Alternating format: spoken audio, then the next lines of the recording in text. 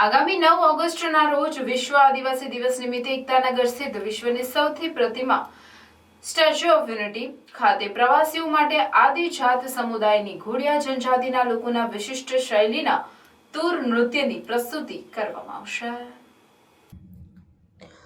આદિજાતિ સમુદાયોની વિવિધ વસ્તી વચ્ચે એકતા અને સમજણનો વિકાસ થાય તેમજ આદિજાતિ સંસ્કૃતિની જાળવણી કરવાના આશયથી સ્ટેચ્યુ ઓફ યુનિટી વિસ્તાર વિકાસ અને પ્રવાસન નિયમન સત્તામંડળ તથા ગુજરાત આદિવાસી સંશોધન અને તાલીમ સોસાયટીના સંયુક્ત ઉપક્રમે તૂર નૃત્ય કાર્યક્રમનું આયોજન કરવામાં આવ્યું છે। આગામી 9 ઓગસ્ટ 2024ના રોજ સાંજે 5:45 કલાકે એસઓયુ કેમ્પસમાં તેમજ સાંજે 7 કલાકે બસ 2 ખાતે ઘોડિયા જનજાતિના વિશિષ્ટ શૈલીના તૂર નૃત્યની પ્રસ્તુતિ કરવામાં આવશે। ઉલ્લેખનીય છે કે દર વર્ષે વિશ્વભરમાં 9 ઓગસ્ટનો દિવસ વિશ્વ આદિવાસી દિવસ તરીકે ઉજવવામાં આવે છે।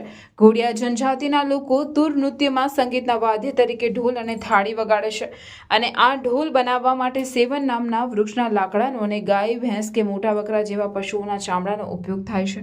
ઢોલ બનાવવા માટે સેવનના લાકડા અને ચામડાને ચોંટાડવા માટે ડાંગરની લુગદી અને કાળી રાખોડી ઉપયોગમાં લેવાય છે। આ ઉપરાંત ઢોરનું ચામડું કડક રહે તે માટે નાની દોરી અને લોખંડની કડી લગાવવામાં આવે છે। નૃત્યમાં ઢોલ સાથે થાળી વગાડવામાં આવે છે જે તાંબાની ધાતુની બનાવટ હોય છે। આ નૃત્યમાં કેટલીક વખત કાંસાની થાળીનો ઉપયોગ પણ થાય છે।